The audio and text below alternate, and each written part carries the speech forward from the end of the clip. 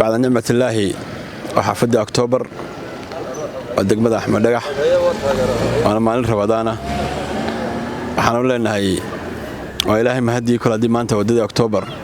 oo muddo dheer in la hadlaysay maanta inoo gabagabowday iyadoo bariijadeedii biyana mareenadeedii iyo kaabayaasheedii ee wada ay lahaan jirtay oo dhan baa leh ilaa iyo calaamadihii ama road maaga wax loo yaqaano ay leeyihiin wadada October muddo dheer bay hadlaysay maantana inay hadli doontaan filaya hadalka ay hadlaysaa waxa weeye waan arad baxay muddan ahradnaabay lahayd maanta way ahrad baxday waana wadooyinka magaalada imika Hargeysa ugu quruxda badan ugu quality-ga badan ugu casrisan uguna dambeysay ee imika farta laga qaaday wadadan kale in badan baynu hadal hayn doonaa xaflad ballaaran bay u baahan tahay amba ay istaaheshaa in loo qabto wala isku iman doonaa maanta xafladii maaha isla kii waxa aanu halkan maanta ka cilaaminaynaa wadadii October inay dhamaatay buundada imka dul taaganahay inta yar daamurka baa ka dhiman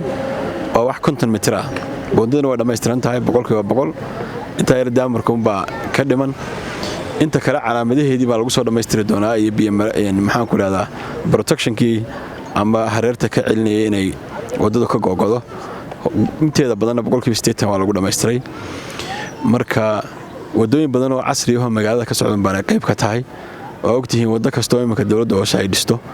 oo wada biyo mareenkeedii leh oo biyo hoosta marayaan oo dul marahayn waxa ilaahay mahadiya sanadkii hore bariijadii wada xanibay maanta hadii ilaahay roobkan ilaahay ka filayna maanta iyo bariye saadame iyo sanadkan bugugeenu filayno inaanay meelo badan biyo xanibi jireen laga reeysan doono wadada maxkamadda tiraba 3 meelood baa laga reeysan doonaa oo ogtihiin oo biyo la geliyay biyo mareenka hoosta la mariyay intaasna waxa ilaahay lagu mahadiyo tanna wadinka arkaya October may moodahay dadku inay preach leedahay laakiin markii ay injineeradu ay study ku sameeyeen ay qiimeeyeen ba soo baxday in biyo hoosta la mariyo oo ay soo baxday ilaahay mahadiyo wax ilaahay lagu shukranaqo ugu dambeyn waxa leenahay kulay waa ogeydeen dhibaato weyn baa inagu dhacday oo caasimadeena Hargeysa ku dhacday oo dhaqaalaheeda wax yeeshay oo qalbigeeda wax yeeshay oo xoogeeda wax yeeshay waxa laga soo kabanayaa cashuurta oo bixisaan cashuurtii sanadkii hore inaga baaqatay tan oo la isku daro labadaas aan isleeyahay waa laga soo kabanayaa hiilka caasimadda waxa weeyaan waa inaad bixiso cashuurta fadlan dadweynaha reer Axmed Dhagax waxaan leeyahay cashuurta bixiya dadweynaha magaalada Hargeysa si gaar ah waxaan leeyahay cashuurta bixiya si aan uga soo kabano wixii nagu dhacay wadadan muddo dheer baa bulshadu codsanaysay oo lahayn inta aanu joognayba waxa laga qabto waa wada dalcada oo khatarteedu badan tahay shilal fara badanna ay ka dhaceen dad badan iyo hanti badanna ay ku burbureen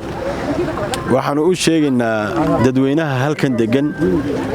ee xaafadan degan Axmed Dhagax gaar ahaan dadka hantida halkan degan ee ku leh ee marka hore si dhow wadada ugu soo dhawaaday ee mid walba sidii wadada wax kala yaalaan amba dahab yaalo maxaan ku ilaadaa wadada soo wada duldhigay gaarigiisii ee caruurtiisa maalin walba halka lagu jiiro waxaanu ka codsanaynaa oo ku adkaynaynaa oo aanu isleenahay maalin amba 2 cisho ka bacdi inaanu go'aan adag qaadano ayaan halkan uga sheegaynaa wadada waxaan doonaynaa in wada qurux badan oo ka baxdo wadada mas'ala fiyo inay noqoto maadaama dhismaheedii hore oo ciriiri inaga noqday imika waxaan u baahanahay dhagaxanta iyo jiingadaha la soo dhigay in laga qaato horumarka ka socda caasimaddu ayay bay qayb ka tahay waanu fara badan yahay waxa loo baahan yahay in badan dadweynaha xaafaddu halka nagala hadleen muddada inta leeyahay joognayba maanta la idin soo jeedsaday inaad soo dhaweysaan oo gudoomiyaha degmada la shaqeysaan cashuurta bixisaan horumarkana aydun isu kaashataan haddii hormuud ka noqonin dadweynaha xaafaddu haddii idinku la shaqeynid degmada iyo dawladda hooseba